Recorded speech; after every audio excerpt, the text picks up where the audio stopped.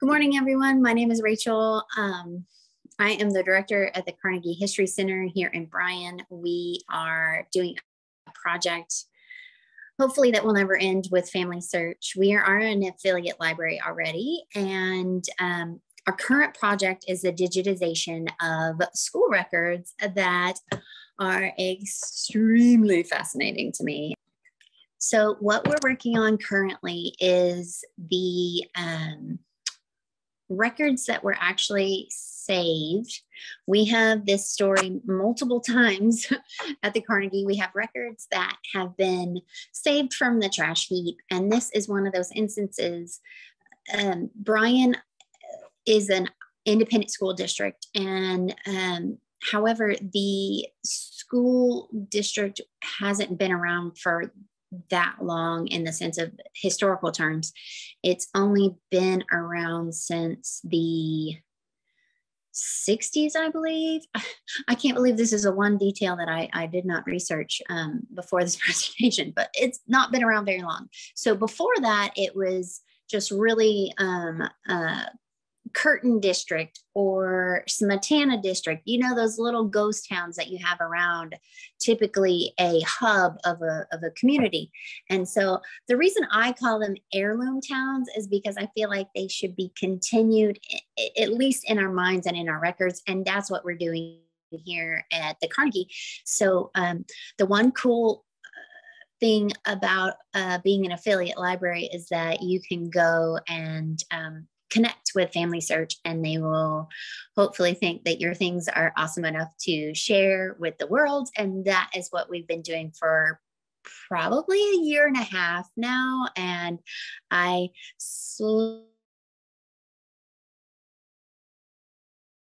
not really. I am definitely hoping that we can keep everybody here for a long time, just because I'm so connected with these records. But the heirloom towns that we have surrounding Bryan have all these school records, and they had transferred them to Bryan ISD. And then someone thought they would just throw them away. And that breaks my heart every time I hear it, but I get so happy that they've been saved and now they're under my care at the Carnegie. And right now, Family Search, my lovely Miss Pat and Miss Beverly, volunteers are scanning these documents, and what they, this is our setup. So they have the community camera and these big, brilliant lights that you don't want to stare directly into, and a wonderful just place to scan records and get as many captured as possible. And we are all able, only able to do it because of Family Search. This would cost us hundreds of thousands of dollars in equipment and manpower and time that the city of Bryan really just does not have. Like, we run on a very small budget every year for supplies and, you know, things that I can be creative with and on how to archive as much material. We have over our hashtag that the Carnegie Facebook, please follow us on Facebook. The Carnegie History Center always says where history meets community. And I think that that's a really important part of what we do as genealogists is we're integrating our now with our then. And so that's how Family Search helps us in so many ways. The long gone schoolrooms, you know, the one room schoolhouses, they this record here is from Curtin, and that's probably about 30 minutes from here by car, because windy roads and all such, but I can't imagine horse and buggy such. But this is from the 60s actually, but it is a great representation of the info that we're capturing. So you've got this list of students here, but then you have their birth dates, their age at the time that they were in this particular teacher's classroom, their gender, and then you have their parents' guardian name, their address of where they were, and then on top of that, you have the employment status or what their parents did at the time that these kiddos were registered. And to me, that is just phenomenal. It is so much representation. You get just a wealth of information all in just one page. And this register here is probably about 40 or 50 pages.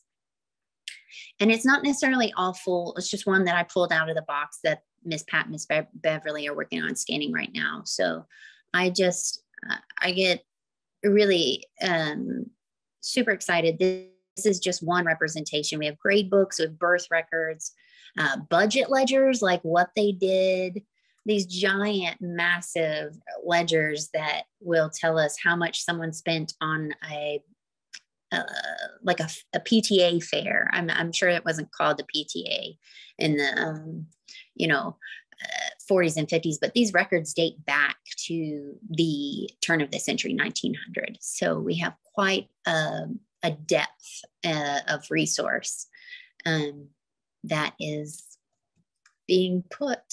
This is a lovely example of can't just rely on our records. I actually just pulled this off of Facebook. I follow a Facebook group, you're from Bryan College Station when, and it's ... Someone actually just posted this and I captured it and copied the photo, and thankfully someone had the wherewithal to get the names. And so now we have this photo, this lovely photo of the, and I only use these words in historical terminology, colored school of Wheelock in 1934. So this community Wheelock is just, excuse me, it's just about 20 minutes north of here by car, but all included in the county. So it's just brilliant, the representation that this collection that Family Search is working on right now, is represented even in the color of the paper that they used. So, speaking of segregation in the sense of they even segregated the color of the paper.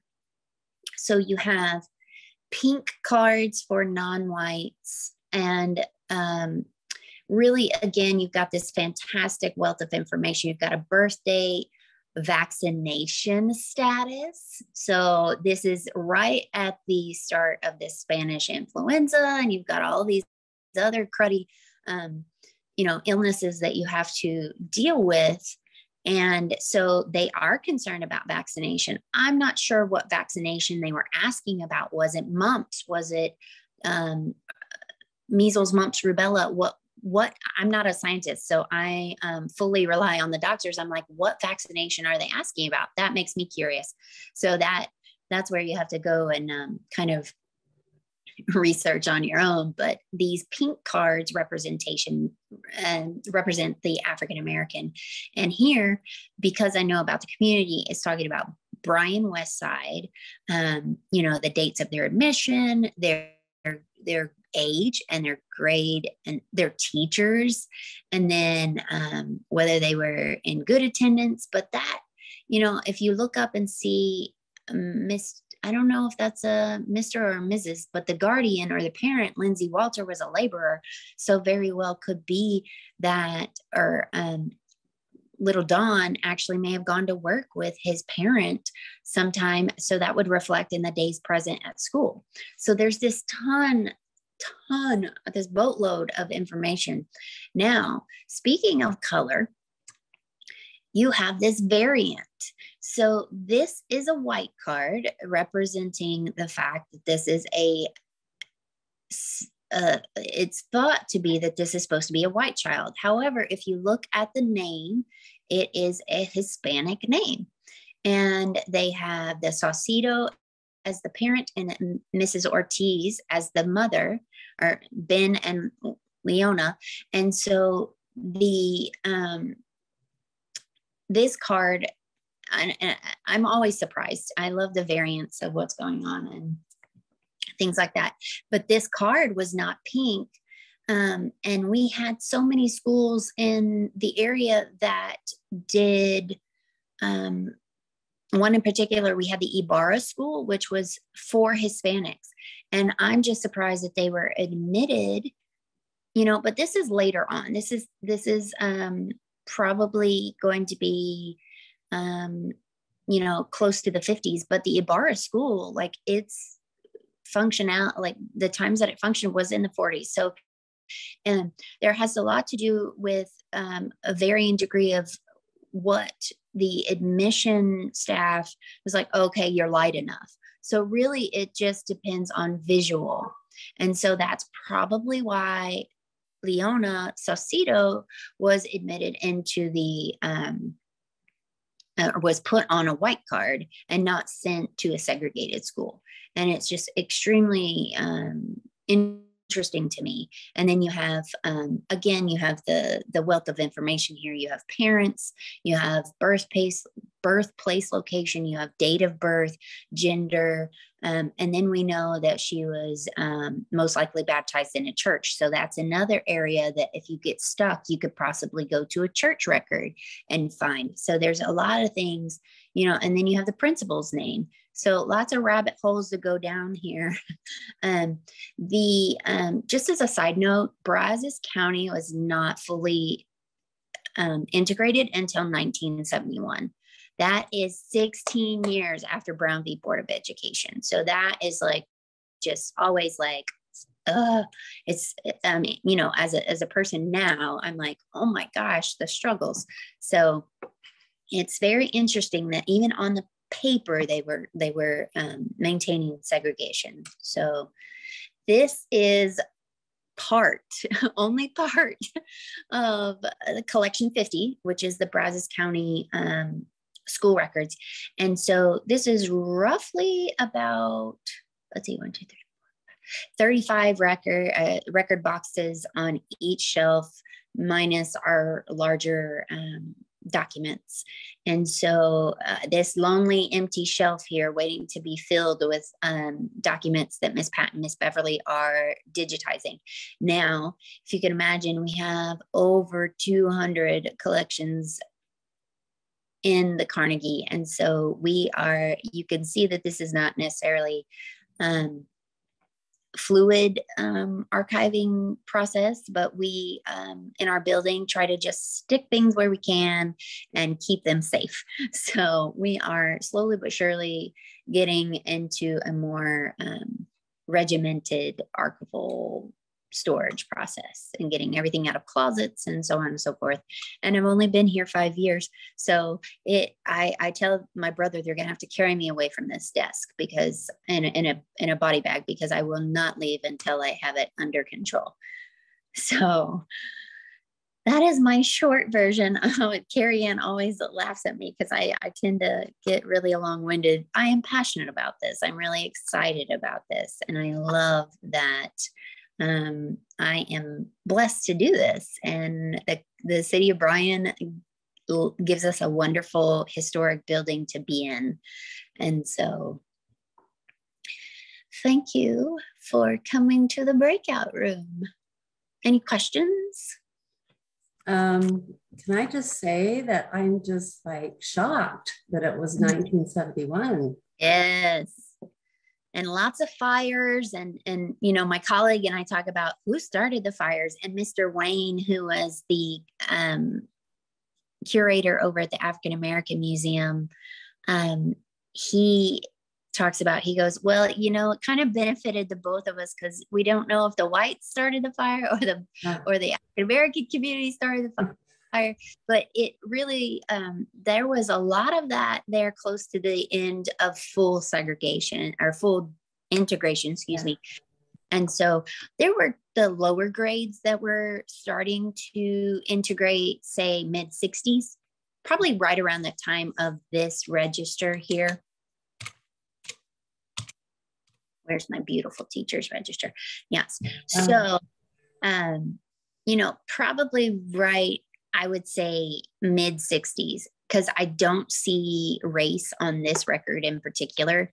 So it's likely that there was still quite a bit of heavy integration, but they started with the younger grades, mid 60s or so, but it still took quite a while.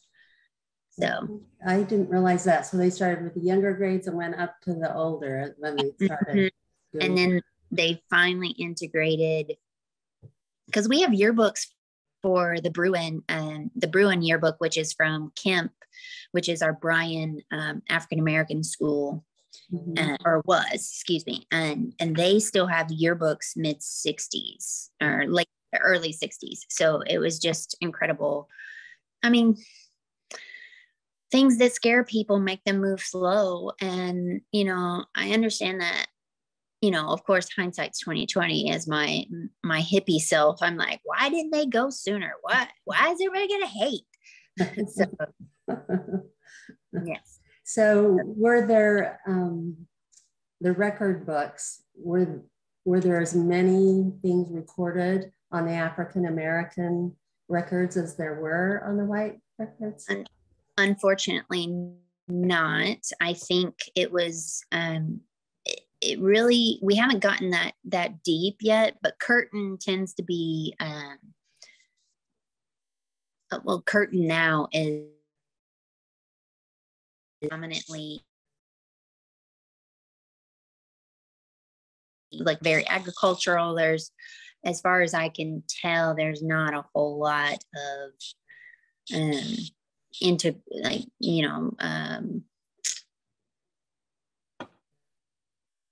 not a whole lot of diversity. And so there's a ton of diversity in Bryan, but just in the population schedule for Curtin, which is kind of like just one of those outlying teeny tiny towns. If they're lucky, they have a post office and a stoplight, or maybe a stop sign now. So we're still digging.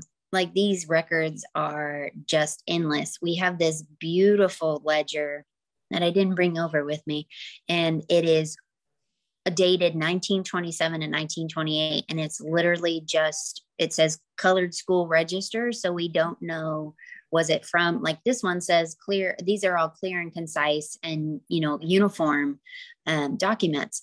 Whereas the African American schools, they kind of just did with what they had. And so this is big, beautiful ledger book that it says colored school 1927 to 28, and it lists the grades and the names and things like that of the students, but we don't know, was it from Smetana? Was it from Harvey? You know, which little outlying area was it from, or was it from all of them? Wow. So some of it's a mystery and may remain that way, but we have these people on paper, and that's the most beautiful thing about it. And the even more beautiful thing, honestly, is that you know, Family Search is being amazing and bringing in their community camera and making sure that these things get out there. It's a slow process, right? Oh, very slow, because sometimes, so this one and this box in particular is all nice and organized. It's alphabetized. So the Mr. Michael and Miss Ruth Bauer actually were the volunteers for the document set before this was court records. So we actually had to process them prior to, because they weren't flat. They were all in shuck files, and it was quite nerve-wracking, because we had to process these, and then Mr. Michael and Miss Ruth had to kind of be really quite careful. But they're nice, ideal situation for archiving. But I have Miss Beverly and Miss Pat are digitizing, and almost simultaneously, my interning archivist Nadia is creating a finding aid and organizing these as well.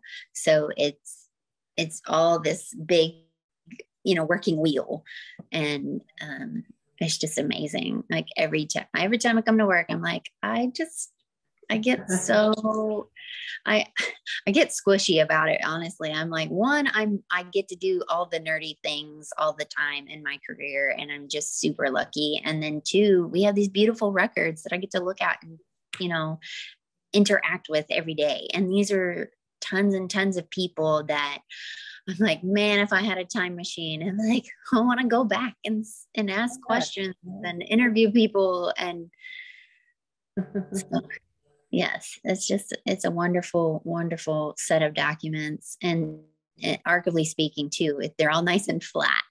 And so they're, you know, we just really don't have to do much to prep them for Miss Beverly and Miss Pat. So that's nice. Yeah, that's good. Yeah. Well, thank you for doing this. It's just it's my pleasure. Interesting. I had no idea. Yeah, it's a great story, and that's what's so good about Family Search, passing that on to their website. You know, it's going to be.